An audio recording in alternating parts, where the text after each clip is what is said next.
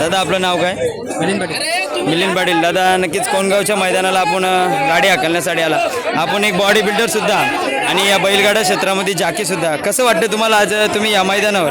आणि हां म्हणजे पहिल्यापासून तुम्हाला बैलगाडीचा शौक होता आणि आता तुम्ही बॉडी मेंटेन सुद्धा ठेवलेली आहे. दादा बैलगाडा क्षेत्रामध्ये जाकीला आता खूप डिमांड आला आहे, पण काय म्हणाल तुम्ही? आता भरपूर वर्ष आलं तुम्ही गाडी हाकलता, तुमचा अनुभव सांगा.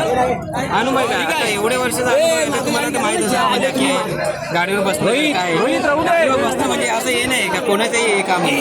जाकी बस आपल्या जीवाचं हे काय झालं तर कोणी बघायला येत नाही आपल्याला. धन्यवाद दादा आम्हाला मुलाखत दिल्याबद्दल. नमस्कार पिंटे भाऊ. नक्कीच भरपूर प्रसिद्ध भिवंडी परिसरामधील आपण जाकी पाहतो. भरपूर उंच पुरासा जाकी. पिंटे भाऊला भरपूर अनुभव. काय म्हणाल पिंटे भाऊ, आपण कधीपासून गाडी हाकलता? गाडी वयाची 14 वर्षाची गाडी हाकलतो. आता रनिंग चालू आहे. नक्कीच वयाच्या 40 वर्षामध्ये सुद्धा आपण गाडी हाकलता.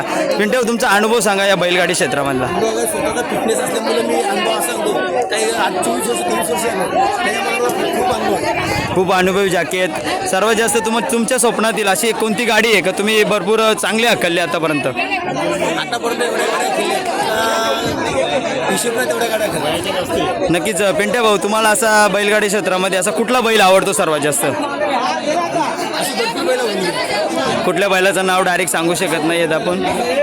नक्कीच पिंटे भाऊ अजूनपर्यंत आत्तापर्यंत आता पुन्हा अजून भरपूर वय आहे तुमचं आणि आता अजून गाड्या हाकलण्याचं तुमचं फिटनेस भरपूर आहे आणि अजून तुम्ही गाड्या सतत आणि हाकलता. नक्कीच आता